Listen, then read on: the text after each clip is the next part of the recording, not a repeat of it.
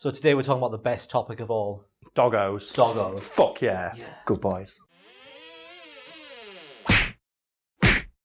Nowadays, seeing eye dogs can largely go wherever the fuck they want, so long as they're accompanied by their human master. A fact that is largely attributed to the tireless campaigning of a singular man, Maurice Frank, a guy who on literally the first day he owned a guide dog was asked to walk into traffic. So who was Maurice Frank? He is a man largely known today for being the founder of the Seeing Eye, which is a charitable organisation which trains dogs how to function as a pair of human eyeballs. I'm assuming then either he was blind or someone close to him was blind. He himself was born fully sighted but was blinded in one eye at age 6, reportedly after a branch slapped him in the face, which didn't really impact him all that much, and he continued to live like a normal life up until 10 years later when he had his other eye blinded during a boxing match. I mean, that's shit. Yeah, that was pretty unlucky for Frank, and you'd think something like that would get you down, wouldn't it? Like, in the space of 10 years, 2 random accidents basically destroyed both of my eyeballs. Fuck this. And Frank didn't let that affect him all that much, and went on to become a fairly successful insurance salesman. However, his solution to not having eyes was less than perfect.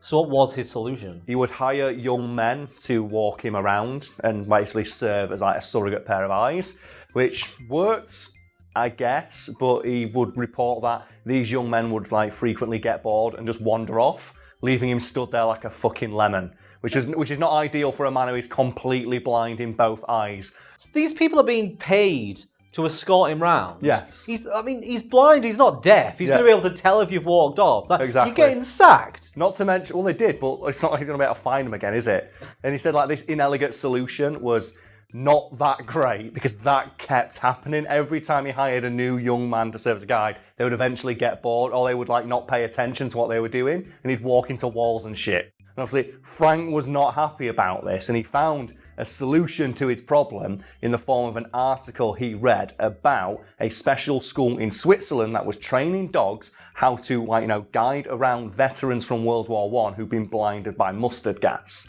And Frank wasted no time tracking down the author of that article and wrote them a letter that simply said, "I want one of those dogs." Which, to be fair, he really, really fucking did want one of those dogs. And after a brief correspondence with this author and finding out, where the dogs are, he booked a ticket to Switzerland, went over there and started training with a dog he called Buddy. We started down the road as my legs stretched out, my shoulders went back, and my head went up, and the wind blew in my face.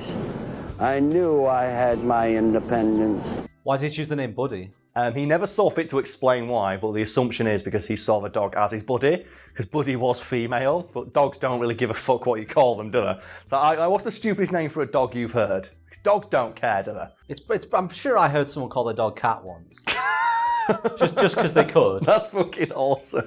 So my favourite is when someone calls a really big, scary dog, a stupid name. Like Fluffy, a three-headed dog. I've talked before having about a friend who owns 2 Great Danes. That's one's called Stilts and one's called Brie, because they're blue Danes and it's blue cheese, Stilton and Brie, which is fucking brilliant. Or I've got a mate who has a Chihuahua called Grandad. Do you know why it's called that? Why? Because it can't walk up the stairs. Oh my God. It's too small to walk up the stairs. Do you know who else can't walk up the stairs? Grandad. Am I right in thinking that if you want to change the name of a dog, it has to sound like the name it already has? Because they recognise the way that words are formed. Something not the like words. that, yeah. So if it was called, if a dog was called Alan. I don't know why I went with Alan. The thing is, Alan's such a good name for a dog. Alan! You can be like that gopher in that short-lived BBC TV show. Did you ever see that? Yeah, I've seen that. People, you're going to put the clip in. Okay. People don't know. This was an actual thing that aired on British TV, and it got better reviews than some of the fucking reality TV that got shut out that year. Alan! Alan! Alan! Alan! Alan! Just Alan! What a good idea. We're just going to dub over animals and make them sound stupid. It's the ultimate form of media, is just watching animals be dumb.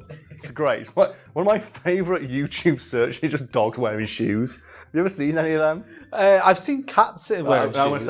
If people want a fucking laugh, just go type in dogs wearing shoes and just have yourself like a good half-hour laugh. Because you will, like, that is a YouTube rabbit hole I don't mind sending people down. Do you remember when we were drunk that time and accidentally came across dogs falling downstairs? Oh, no. And it was just dogs trying to run down the stairs and getting towards the bottom and like stumbling and rolling down. Before people think it makes it sound like monsters, they all get up at the bottom. Yeah, they're all fine. Yeah, because dogs don't care. Yeah. But it's like You've Been Framed. I miss You've Been Framed for that one thing. Because people don't know what I mean by that. There is a British like clip show called You've Been Framed where they basically, it's like YouTube compilations like fails, but they have a single stipulation, that is nobody in any clip is allowed to get hurt, so you don't feel bad laughing about it. And I've watched a lot of fail compilations where I don't think they had that stipulation in place, because there are some where people fall and they take a long time to get back up. Did you ever send a clip in to You've Been Framed? We did not know. Oh, we sent one in. I think it was one. We might have sent more than one, but there was one, and it's one my mum has of me when I'm a baby. Okay. And I fall asleep on a potty and just like topple off it. Do you have that clip? I can ask my mum if she's you can got get it. that clip, put that clip in, because You know what? Brad's never been in a video. Here he is. There we go. Put that fucking clip in and let's talk more about this dog.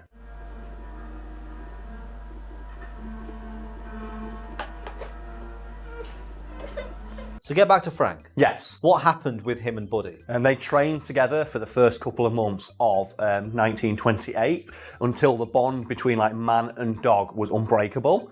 At which point Frank had to return to the United States with his newfound seeing eye wonder pupper to showcase its capabilities to the world and try and sell people on the idea of this being a thing that we should probably have everywhere, because look at how much it's improved my life. And he wanted to prove to people that with the help of Buddy, he was able of doing anything that a man with two eyes could. And he invited journalists to welcome him home from his journey with Buddy to showcase this. So as you can imagine, the press were kind of intrigued about how exactly Buddy helped Frank live a normal life, and they asked him to demonstrate how well trained the dog was. And he explained to them very matter-of-factly, I now trust this dog with my life, to which one of the gathered reporters said, if that's true, why don't you walk across the road and into traffic? And without missing a beat, Frank gave the command to Buddy to take him across a nearby road and walk straight across it without stopping. And then got to the other side and presumably just flipped everybody off.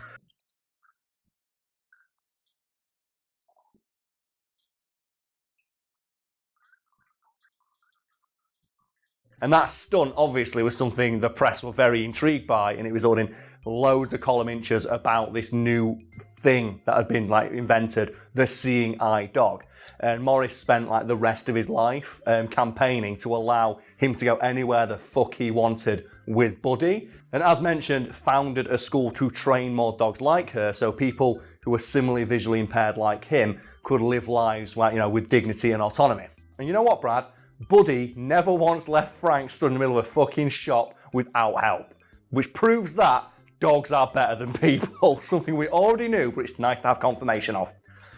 What a dick those guys were, man. I can't believe I've been paid actual money to just walk around with a blind dude and just say, oh yeah, there's the milk, I'll pick it up for you. Even if you're not being paid, who's walking around with a blind person who just walks off?